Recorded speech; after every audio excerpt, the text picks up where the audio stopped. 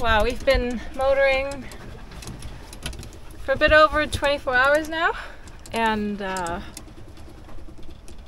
this is the first time we were able to switch the engine off. We tried once or twice to sail, but it just didn't really work.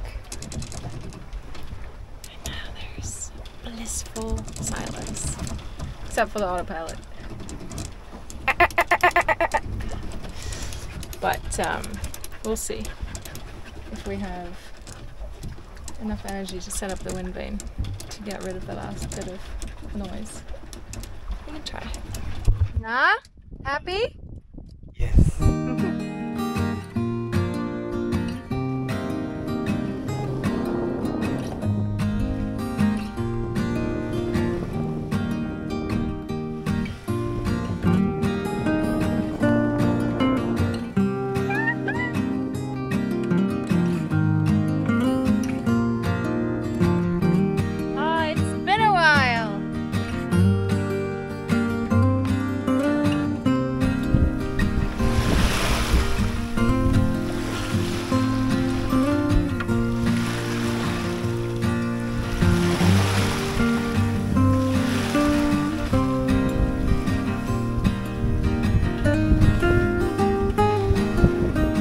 Actually pretty amazing. We have about 8 knots of true wind, pretty much on the beam, like from the side, and we're doing 4.5 knots.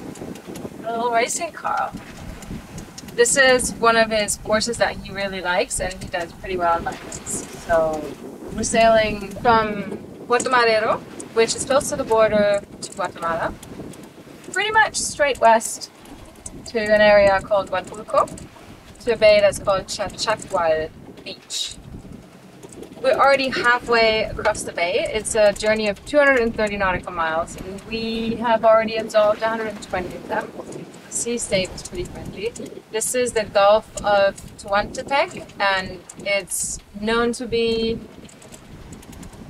ferocious at times, because sometimes when the winds blow over from the Caribbean, you get these really crazy strong winds up to 60 knots, and a lot of people have been hit by them and thrown around. And right now we've chosen a weather window between 2 of those stronger winds. So far it's been good with us. So how has it been so far? It has been my first time sailing with Nika, and so I expected everything to be super tidy, in order, and managed properly. So when she told me that the customs are coming for the checkout with full military uniform, a dog, searching the boat, I was still preparing some food, they signed some papers, and while they went off the boat, they had the lines in their hands. Like all of them. And I thought it's just the aft line, and I wanted to negotiate. I was like, maybe this is the last one that we should let go, and they said it is, because they just took all the lines off. So Nika put in reverse, and well, off we went. I'm quite happy I didn't have anything on the dock anymore, but obviously it worked out. How did it, how did the maneuver go? Backing up. Exactly. Precise. Precise, yeah. Exactly as it was meant to be. So, because we haven't even talked about who does what when we are sailing. Because we didn't because even we both know. have our own boat, we are both used to do whatever we want to do. So Nika was pulling back, and at some point she said, "Is it clear?" And I thought she asked whether it's clear so that she can like turn around and want to know if the stern is hitting anything. And I said, "Yeah, it's clear." So she put in forward gear, and then she didn't hit the dock, but it was close.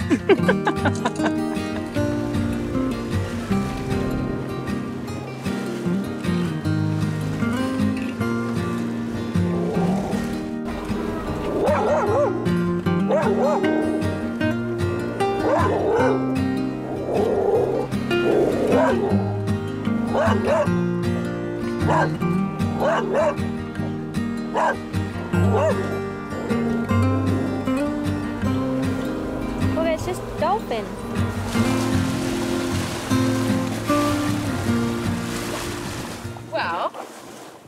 back to sailing. Who would have guessed? We had the engine on for a very short time, maybe an hour and a half, and then the wind changed a little bit. And now we've had some beautiful sailing, nearly half wind, and doing 5.2 knots. I've had a video call with my parents over Starlink. It's the first time ever that we had a video call at sea. It was a bit bizarre, but kind of cool. And send some messages out to patrons. So if you want to have some of these live messages right from the ocean, then make sure you sign up as a patron. And apart from that, we're soon going to get ready for the night. Right now, the weather forecast is looking as if this might stay on for quite a while still. Then the wind will turn a little bit, so we'll be heading upwind. Possibly we can sail it, maybe motor sail it, but for now I'm super happy that we got to sail at all. So, yeah. A moment of nature appreciation, I'd say.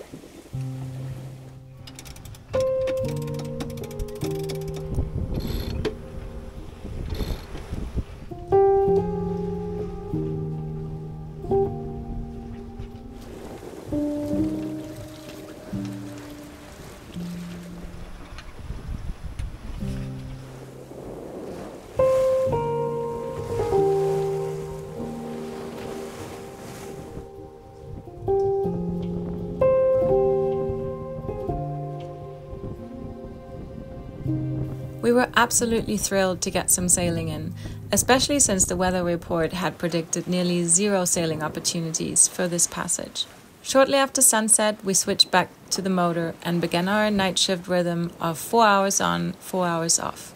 I started the night with a nap, and when it was my turn for the night watch, I was blessed with another brief period of sailing. There's something absolutely magical about sailing through the night, with the sound of the sea and the gentle motion of the boat. It's a moment of pure serenity. So hey, sit back and share this tranquil experience with me.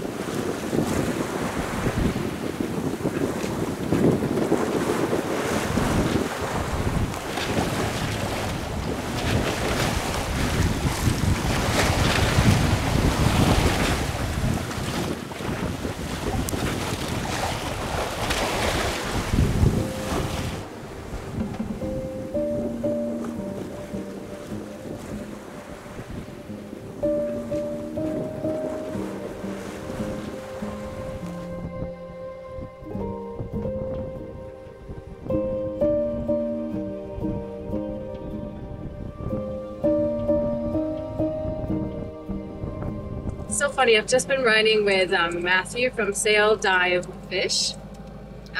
We had been chatting a couple of days ago that we're going in different directions, that we're probably going to miss each other. And now I've just seen 2 boats pop up on the horizon, and it's him. And because of Starlink, we've just been chatting forth and back on Instagram. So weird. It is weird. It's kind of cool, but it's also really weird. I haven't seen any sailors coming up here since Costa Rica, I think. Yeah, so that's pretty cool.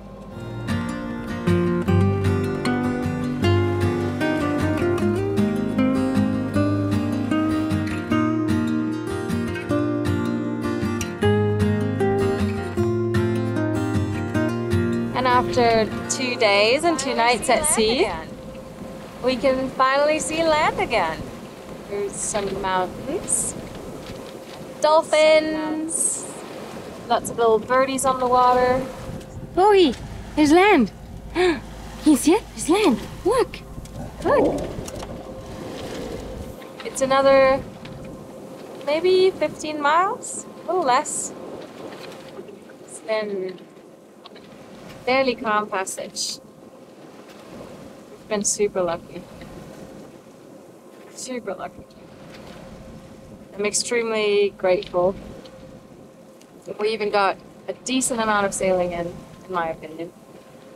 Because we weren't sure we were going to get any sailing. But we got a good 10 hours probably. Yeah, but now it's time to go to land. I want to do my poopies. I want to go to land. I want to play on the on the beach. You want to go to the beach, Boogie? You want to go to the beach? You want to go to the beach? Yeah. Honestly, I had been quite anxious about this passage due to the infamous Tehuantepec winds, also known as the Tepeca, which can howl up to 60 knots and stir up violent waves.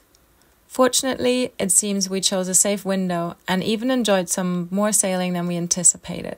At the last minute, we decided to drop anchor in Playa La Entrega instead of Chachacual. Well, time for an Anchorage beverage to celebrate the first passage with my new crew, Flo. And of course, top priority is getting Boga to shore so she can romp around on the beach. Flo has to fly back to Italy soon, so we'll hop to the next bay to enjoy 2 days at anchor before it's solo time for me again. But more about that next time.